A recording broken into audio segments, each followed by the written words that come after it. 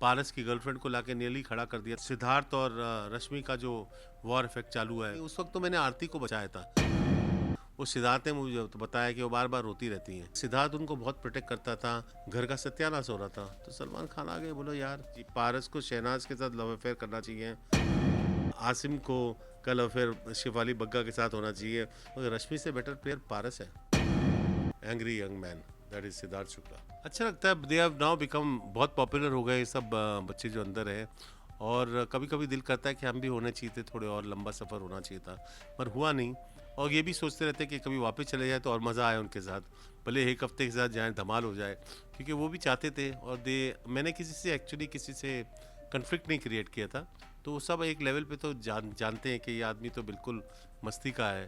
तो ये चलो मौका, मुझे तो अच्छा लगता है उनको देख के, आई एंजॉय देम। वो तो जो भी रहेगा अंदर, बिग बॉस का तो काम ही है ना धीरे धीरे से कन्फ्लिक्ट क्रिएट करना। तो कन्फ्लिक्ट उन्होंने क्रिएट किए हर किसी के लिए। आप देखिए ना, दौरान जब देखिए जैसे 14-15 हफ्ते, अभी अभी काफ़ी हो गए, 100 डेज हो गए, नियरली आ रहे हैं। तो 100 डेज मतलब 10 एंड मे बी 6 से 16 हफ्ते हो गए हैं। तो वो बिग बॉस ने क्या क्या किया उसमें। पहले वो शहनाज और हिमांशी का कन्फ्लिक्ट किया, क्रिएट किया है। पारस की गर्लफ्रेंड को लाके नियरली खड़ा कर दिया था, वो अंदर गई नहीं। मगर फिर अपने सिद्धार्थ और रश्मि का जो वॉर इफेक्ट चालू है, फिर रश्मि के बॉयफ्रेंड को या फियांसी जो शादी करना चाहता है उसको अंदर डाल दिया। फिर मधुरिमा, विशाल है, विशाल के पीछे जिससे वो लड़ता है, लड़के जिसको कभी नहीं चाहता, उसको अंदर डाल दिया। तो कन्फ्लिक्ट तो पार्ट ऑफ द स्ट्रक्चर, वो तो पोल तो खुलते जाएंगे अंदर। और आगे शायद अगर उनको और कुछ मिले दिखाने, मगर वो एक लेवल तक करते हैं, वो रोमांस तक देखते हैं। और ज़्यादा उसमें वैसे, क्योंकि बेसिकली फैमिली शो है, तो फैमिली शो में बिट्रेयल, रोमांस, थोड़ा बहुत मारा मारी, ये वो सब तो चल जाता है, क्योंकि वो तो हर किसी की ज़िंदगी में, घरों में होता है, थोड़ा बहुत तो होता है। तो चीटिंग केसेस, ये वो वहाँ तक देखते हैं बिग बॉस, उससे बैड वो होने नहीं देंगे। और I don't think he Bigg Boss will try to spoil the image of the family look of the show. मगर रश्मि अपना गेम खेल रही है, मगर नज़र आता है कि वो गेम खेल रही है। जैसे वो, जब मेरा एक किस्सा था, जब मैंने उन लोग को पैसे नहीं दिए थे, तो रात को आके मेरे सामने बैठ के रो रही थी कि मुझे मत बाहर निकालो, आपने मुझे वैसे ही कंटेस्टेंट में तीसरी बार मैं नॉमिनेट हो गई। और मैंने बताया कि तुम लोग नॉमिनेट हो रहे हो, मगर तुम लोग को निकालेगा कोई नहीं, और सुपरस्टार्स। अब ये बात मानने तैयार नहीं। उस वक्त तो मैंने आरती को बचाया था, उसी वीक में मैं बाहर हो गया था। मैंने उस वीक में बाहर थी, अगर मैं इनके साथ हो जाता उस वक्त शायद मैं बाहर नहीं होता। तो that means I didn't play the game rightly. Rashmi का क्या है कि वो रोती तो एक झटके में रो लेती हैं। वो सिद्धार्थ ने मुझे तो बताया कि वो बार बार रोती रहती हैं हर चीज़ पे। तो वो सिद्धार्थ का व्यू पॉइंट है। और साथ में वो अभी गेम खेल रही हैं, वो अभी आसिम को समझाती हैं, कभी वो उसको दूसरे के साथ बात करने लग जाए। और वो नज़र आता है कि वो एक्चुअली पॉलिटिसाइज कर रही हैं पूरे मैटर को। और लेट इट बी, गेम है, करने दो। हाँ, मगर अभी मैंने एक सीन देखा था जहाँ वो शहनाज और सिद्धार्थ को एक्सरसाइज करनी थी। आरती बैठी हुई थी वो गार्ड पे, और वो पूछती कि आप इसकी तरफ इतना प्रोटेक्टिव क्यों, मतलब why don't you hurt. Because मैंने बोलता है मैं इसको हर्ट नहीं करना चाहता। बोलो क्यों नहीं हर्ट करना चाहते। बोलते मैं उसको लाइक करता हूँ, इसके लिए हर्ट करता हूँ। और फिर इसने जवाब दे, तुझे का मुझे मुझे तो बहुत अच्छा लगता है, क्योंकि ये मैनली और मैं भोली भाली स्टूपिड हूँ, तो मुझे ऐसा ही आदमी चाहिए। तो वो तो ऐसी बातें करती है सिद्धार्थ के बारे में। तो अगर उसके दिमाग में ऐसी बातें आ गई तो उसको अलग करना मुश्किल होगा। मगर गेम में क्या होगा पता नहीं। वो उसकी बातें, विशाल की बातें सुन के गई थी, सिद्धार्थ बहुत नाराज़ हुआ था उससे कि ठीक है ठीक है ठीक है, चल चल चल, जा जा जा, हट जाए, भाग जा।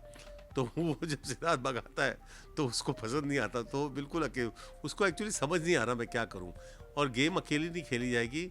पता नहीं वो उलझे हुए हैं कि नहीं उलझे हुए, वो लगे हुए हैं, या बैटल उन्होंने क्रिएट करी। बार बार ऐसे ऐसे आंखें करते हैं कैमरा की तरफ जब बातें करते हैं, जब झगड़ते भी हैं। तो आई डो नॉट नो, मगर आई थिंक अगर वो लव का एंगल चलाएं तो लोगों को थोड़ा अच्छा लगेगा। ये झगड़े का एंगल उनको पसंद नहीं, बिकॉज वो लोग क्या है, अभी अंदर है शो के। अब उनको उस कन्फ्लिक्ट में अपना खुद का कन्फ्लिक्ट नज़र आता है, तो वो नहीं चाहते वो कन्फ्लिक्ट देखें बार बार। एक दूसरे से किसी तरह से वो सुलह करके, वो सुलह देखें किस तरह से एक लड़की। अभी ये बात आ जाती है कि आजकल के ज़माने में क्या हो गया कि लड़का और लड़की एक फुटिंग पे अपने आप को देखना चाहते हैं। वो जैसे वो बोले वो उसका उल्टा करे, क्यों इसने बोला क्यों, हाँ मतलब is he superior than me. और ये वो सोचेगा कि ये बकबक क्यों करी है, ये क्या से सुपीरियर होगी, शी इज़ अ फीमेल। ऐसा भी बात हो सकती है। मर्द इस तरह से they want that equality, equality faction, के पढ़े लिखे हैं, कामकाज कर रहे हैं, मगर उस क्वालिटी में somewhere love is going dipping. वो जो लव का एलिमेंट है वो मरते जा रहा है। और I think love survives only where two people understand कि अगर उसने बोला है तो मैं सुन लूँ, कभी मैं बोलूँगी तो वो सुन लेगा। अगर ये वो सुनता ही नहीं है तो क्वेश्चन अलग है। अगर ये बोल रही कुछ वो सुन रहा है और फिर वो बोल रही तो कुछ सुन रहा है तो इक्वालिटी हो जाती है। तो आई थिंक अगर इसने बोल दिया है तो आप सुन लीजिए, और थोड़ी देर बाद अगर आपको कुछ बुरा लगा तो मेंशन कर दीजिए कि मुझे आपका टोन नहीं अच्छा लगा। But I think people are involve in the show. वो बढ़ेगी बिकॉज उसका कनेक्ट तो बिल्कुल यंग लोगों के साथ है ना, जो बच्चे 23, 24, 25 साल जो अपने आप को कुछ बनाना चाहते हैं और बनना चाहते हैं ज़िंदगी में। हर किसी का अभी देखो, this is the rule of life that young people take over slowly from the elder. अब मैं एक elder, I can not do what a young person can do. उसका जो रैपो है लोगों के साथ, उसका जो लुक है, people like to see a young man performing well etcetera, उसमें नज़र आता है उनको वो बात। एक लड़का अकेला अपने फिजिक, अपने style, uneducated to a certain level, अपने आप को किस तरह से एडुकेट करके एक लेवल बना रहा है अपनी लाइफ में, तो हर किसी को वो आइडेंटिफिकेशन मिलती है। तो I think Asim is doing a great job. सबने प्रोटेक्ट किया, सिद्धार्थ उनको बहुत प्रोटेक्ट करता था। ये गेम है। अब कोई किसी को प्रोटेक्ट करना चाहे तो आप, बिग बॉस तो कुछ नहीं कर सकता। वो हर बार उनको फिर वो कैप्टनसी में आ जाती हैं, फिर उसमें आ जाती हैं इस तरह। तो ऐसे ऐसे प्रोटेक्ट करके वो उनको यहाँ तक ले आए हैं। मगर आगे तो गेम डिफ़िकल्ट हो जाएगी अनलेस कुछ हो। मुझे समझ नहीं आता, बट उनका स्टोरी लाइन नहीं बनी, मगर वो है घर में। वो उसका शहनाज की कोई बातें ही नहीं सुन रहा था, उनको रिवेंज चाहिए था उसके साथ। उनको मौका मिल गया कि इसकी बैंड बजाएं, तो उसको सता रहे थे। सतारे में इस घर का सत्यानाश हो रहा था। तो सलमान खान आ गए, बोलो यार धो देता हूँ, सबकी धुलाई होने वाली चाहिए। धुलाई मतलब घर की धुलाई होनी चाहिए, वो करने आ गए। सिद्धार्थ, आसिम, शहनाज, रश्मि, आरती एंड दैट शिफॉली, द अदर शिफॉली, जरी वाला। हाँ, मगर इसमें मैं एक एंगल है कि अभी थोड़ी गेम थोड़ी चेंज होनी चाहिए। पारस को शहनाज के साथ लव अफेयर करना चाहिए, माहिरा को छोड़ देना चाहिए, उसको अपने विशाल को उसके साथ लव अफेयर होना चाहिए, आसिम को का लव अफेयर शिफाली बग्गा के साथ होना चाहिए। कुछ टेढ़ी मेढ़ी चीज़ें होनी चाहिए जिससे इंटरेस्ट थोड़ा लव एंगल में चले जाए। वो तो एक सीन में और एक दिन में हो सकता है, तो कोई ना कोई किसी को कुछ करना चाहिए। नहीं, फेक ही है वो, क्या वो तो प्लेयर आदमी है, वो फेक करता है। वो तो लगा हुआ है अपने गेम खेलने में। धीरे धीरे डार्क हॉर्स ये भी है, मैंने 4 में इसका नाम नहीं लिया, मगर रश्मि से बेटर प्लेयर पारस है। 4 में वो भी कंटेंटर है। किस तरह से वो, पर वो विलन का जो लेकिन ना, क्या विलन हीरो बन सकता है एंड में? कैसे बनेगा हीरो?